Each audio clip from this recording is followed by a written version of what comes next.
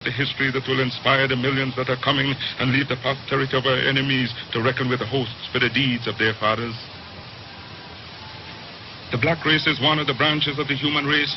As a section of humanity, he occupies a position in a world at the present time most unfavorable and most uncomfortable. The black people are subjects of ostracism. It is sad that our humanity has shown us no more love, no greater sympathy than we are experiencing. Wheresoever you go throughout the world, the black man is discarded, is ostracized, is relegated to the lowest in things, social, economic, and political. This therefore suggests a problem and one that must be solved. We in this section of the world are not entirely free from this unkind, unsympathetic, and uncharitable behavior of the groups or races around us. But since man has been placed on his own responsibility, whether he be black, white, or yellow, he must act on his own account.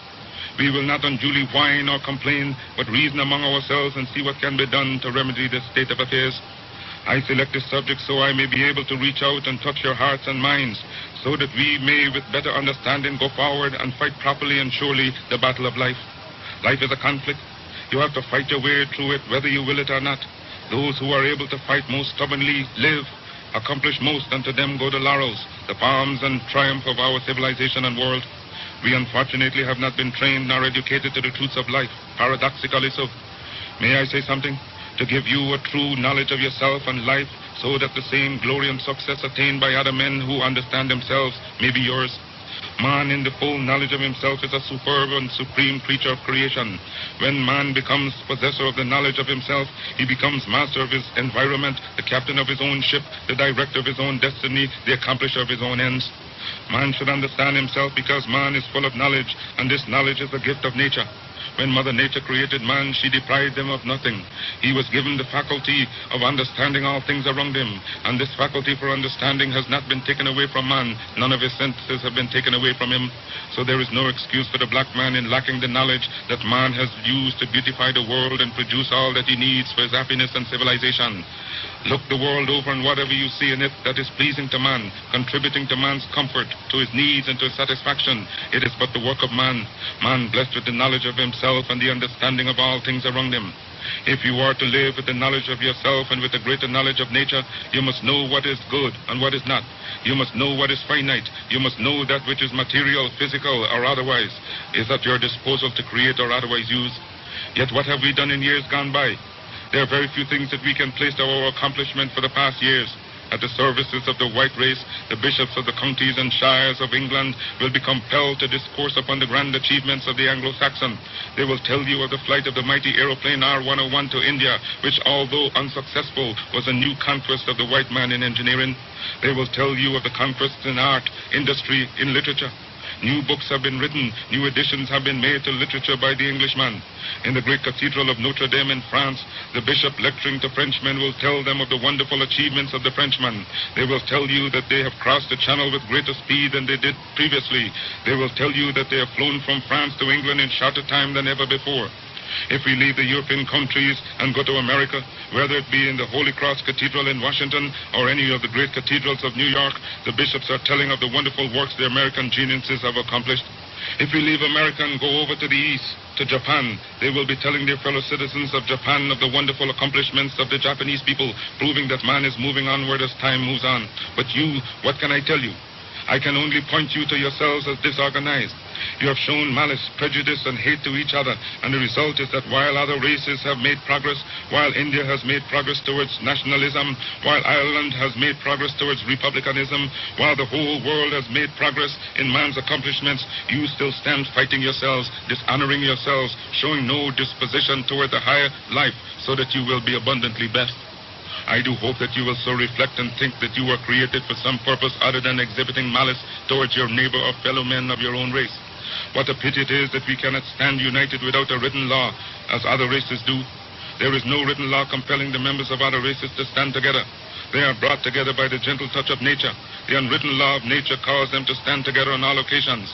So whether you find them in the field, industrial or political, that one touch of gentle nature causes them to stand together, if need be, die together. But with the black race, you can preach from pulpits, you lecture from the platforms, from the byways and the hedges, the spirit of cooperation, but he will not cooperate. You talk to him gently, you talk to him roughly, and still he will not cooperate. The result is that he falls prey to those who are united without a written law, but by the touch of nature, those who possess an understanding of themselves and walk through the world making you their serfs and slaves. You must acquire an understanding of yourselves. Look around you, see the smiling pictures of nature, the beautiful hedges, the wonderful mountains, the wonderful vegetation all around, the wonderful climate, the beautiful sunset, the salubrious breezes, probably not to be duplicated in any part of the world. But because of your disposition to each other, you live in suffering, in want, in penury, and in debt. You lack the gentle touch of nature, love for each other. You hate yourselves. We in this part of the world constitute 1/1,000,000th part of 400 million, and there are not 10 of us united in the real spirit of racial love. As I have said before, a congregation of white men gathered together as you are, if you were to take a true analysis of their souls, you would find that the heart of every man present beats in unison, carrying out a certain object for the protection of himself and his posterity. But with you it is merely different. That is your disposition. Where are we going to end? I cannot tell. It seems peculiar that we have sprung from the same mold and yet be so different. Our lack of success is traceable to our bad conduct. At the present time, there is great agitation in the country about aliens coming here and monopolizing our trade. How can we blame them when they form such a small part of our population and cannot control themselves? If there is any blame, it is yours because of the lack of cooperation among you. For they could have achieved no success if we didn't want them to. The success we should have, we deny ourselves and give it to them because we hate ourselves. Black men, black women, what is wrong with you? Why have you no affection for yourselves? Could I hope to see you living among yourselves as the people I have spoken of, living in charity, love, in sympathy with each other? It can be done. I wonder if you will adopt that course. Isn't it easier to enjoy prosperity than to live in ignorance and darkness? Why select the worst out of nature? Nature never gave pain, suffering, and death to the world. It was man himself who selected death, pain, and sorrow. I wonder if I cannot inspire you to select between good and evil, the enjoyment of which nature is willing to yield. Let me impress upon you once again that whatsoever your hardships may be, whatsoever your difficulties in life, they are all your own selection. And so, if you encourage them, if you husband them and take them to your bosom, they will abide with you. Nature will not take them from you, as Mother Nature did not give them to you. She is not responsible for your sorrows. Mother Nature represents all that is beautiful. She gave you the highest personality in the realm divine. Your sorrows are your own. Your neighbor doesn't want to hear them because he didn't give them to you. Black men and women, will you get the knowledge that white men have that causes them to be leaders and masters in the world?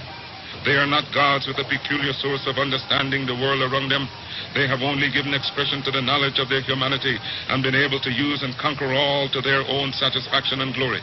And that is why they are always greater than you in every community that you find them. Isn't it strange that wherever the white man is found, he takes precedence over you? Why is that so? Answer that for yourselves, black men and black women. Wheresoever you come in contact with a white man, you always have to go down in defeat before him. Why? Whether it be in England or France or in America, you always have to go down to the white man, and yet he has 2 eyes, 2 feet, 2 hands, same passions, same senses and feelings as you have. Your feet are not put on opposite sides, nor your hands turned the other way around. But it is because you fail to use your will, your knowledge, and your mental faculties to the point where you will enjoy life around you. I am not in the gutters and in the pond of despair because I use my intelligence. But I swear that no man alive shall ever use his intelligence in understanding the works of nature more than I. I shall rise as high as he ascends. I shall meet him on the same platform of mental equality and fight him until thy kingdom come, because nature created us equal. I want you to make up your minds as I have made my mind up many years ago. Make up your minds that you will rise to the knowledge of your soul and extract from Mother Nature the blessings that she will be willing to bestow on her sons. Take from her her sweet drinking water, extract what is pure and reject what is impure. That is what other races do. But you, because of your ignorance, cannot understand and decide between good and evil. With a greater knowledge of life, you're able to appreciate all things around you. I'm able to speak to you here because I understand you. Understand your neighbor, your wife, your children, and you will be able to live in harmony with each other and get the best out of life. One man lives in his home pleasantly. He understands his wife, children, his servants. He knows their movements and knows how to interpret them. A second man fails to get along with his family due to the lack of understanding. You will hear a man say, Mr. So-and-so is a nice man to get along with. This is due to the mutual understanding between these two men. As of that citation, so of the laws of nature. So many of you die, so many of you suffer because of your ignorance of the laws of nature. The early Africans were able to be fathers of our civilization because they persevered in their object. When we hear of the civilization of the Alexandrias, of the Timbuktus, the creation of the black man in the early ages, do we realize that the civilization we now enjoy was handed down to the present century, and that the improved civilization that we see is the results of the civilization that the black men laid down thousands of years ago? But the black man went back to sleep and is still sleeping, but we are trying to awaken you to the true consciousness of yourselves.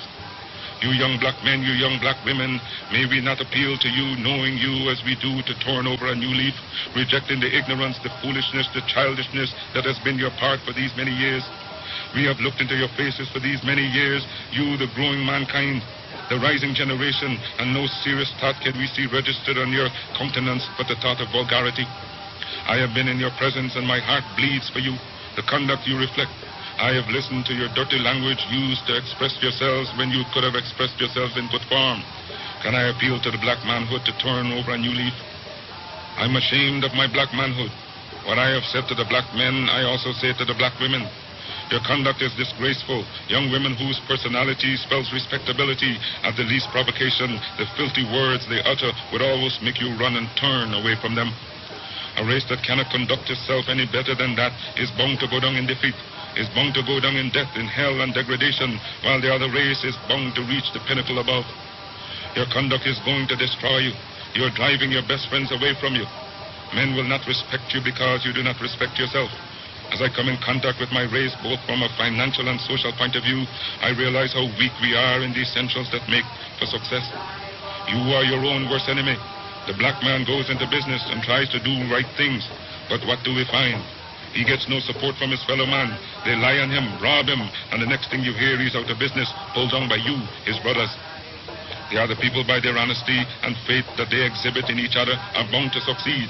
We, the blacks, have no faith and are dishonest to each other. But I do hope that time will bring a better spirit of cooperation and unity. There is no love for the man in black.